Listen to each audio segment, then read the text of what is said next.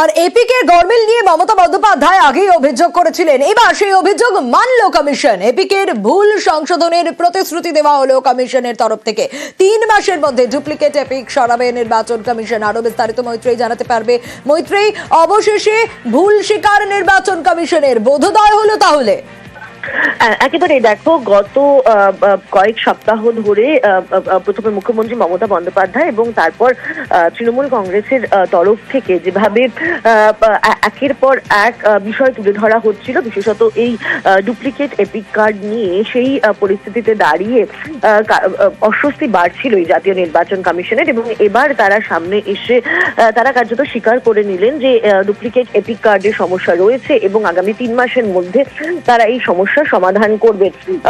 তবে একই সঙ্গে তারা যে বিষয়টি জানিয়েছেন যে ডুপ্লিকেট এপিক কার্ড ইস্যু হয়েছিল 2000 সালে, যদিও অল ইন্ডিয়া তৃণমূল কংগ্রেসের তরফ থেকে এই যুক্তি তারা মানতে নারাজ। তাদের বক্তব্য যে 25 বছর ধরে এমন পরিস্থিতি রইল এবং সেক্ষেত্রে দাঁড়িয়ে যে ম্যানুয়াল রয়েছে, অর্থাৎ যে ইলেকশন কমিশনের যে ম্যানুয়াল রয়েছে এবং যে সফটওয়্যার রয়েছে যাদের গোটা বিষয়টির উপর নজরদারি করার কথা, তারা এতদিন পর্যন্ত কি করছিল এবং কত আসলে ডুপ্লিকেট এপিক কার্ড রয়েছে সেই তথ্য তারা প্রকাশ্যে আনা হোক, সেই দাবি জানিয়েছেন। বেশ, একই এপিক নম্বরে একাধিক ভোটারের নাম। এপিক গরমিল নিয়ে সরব হন আগেই মমতা বন্দ্যোপাধ্যায়। এবার প্রত্যেক ভোটারকে ইউনিক এপিক নম্বর দেওয়ার প্রতিশ্রুতি কমিশনের। তবে গত রবিবার নির্বাচন কমিশন কি দাবি করেছিল? কিছু ভোটারের এপিক নাম্বার এক হতেই পারে, কিন্তু বিধানসভা কেন্দ্র, পোলিং বুথ আলাদা হয়। এপিক নাম্বার অনুযায়ী একজন ভোটার শুধুমাত্র সেই রাজ্যেই ভোট দিতে পারবেন যেখানের ভোটার তালিকায় তার নাম রয়েছে।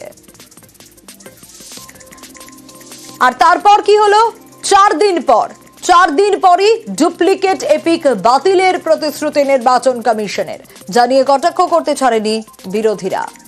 মমতা বন্দ্যোপাধ্যায় যে অভিযোগ করেছিলেন আগেই স্বীকার করেছিল, আজকে আরো বড় করে স্বীকার করে নিয়েছে এবং বলেছে 3 মাসের মধ্যে তারা এগুলো সব এই করবে, ওই করবে, সরাবে, ইত্যাদি ইত্যাদি। এত বড় একটা কেলেঙ্কারি, বিজেপি একটা নতুন স্ক্যাম নিয়ে ঢুকেছিল, মহারাষ্ট্র, দিল্লি এইসব করেছে, ওরা ধরতে পারেনি। বাংলার মাটি আলাদা মাটি, মমতা ব্যানার্জি ধরেছেন। কমিশন যাই বলুক, যত ভুল শোধরাক, আমাদের স্ক্রুটিনির কাজ নেত্রীর নির্দেশে সর্বশক্তিতে চলবে।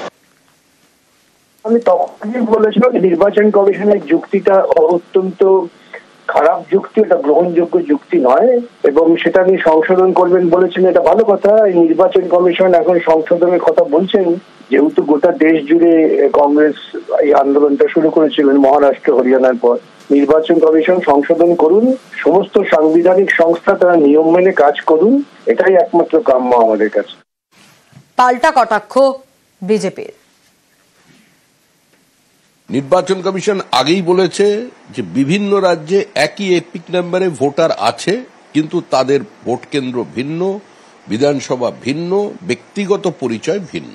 আজকে নির্বাচন কমিশন যে স্টেটমেন্ট করেছে সেটা নিয়ে উদ্ভাবন নৃত্য করার কোনো কারণ নেই। আমরা তো তৃণমূল কংগ্রেসের যে ভুতুড়ি ভোটারগুলো ঢুকিয়ে রেখেছে বুথে বুথে, পরিকল্পিতভাবে তৃণমূল যে ভুয়ো ভোটার ঢুকিয়েছে সেগুলো বাদ দেবার প্রক্রিয়া বিজেপির, সেটা যাতে বাদ না দিতে পারে সে কারণেই তৃণমূল কংগ্রেস আগে থেকে এই বিতর্ক তৈরি করে নির্বাচন কমিশনের উপর চাপ বৃদ্ধির চেষ্টা করছিল।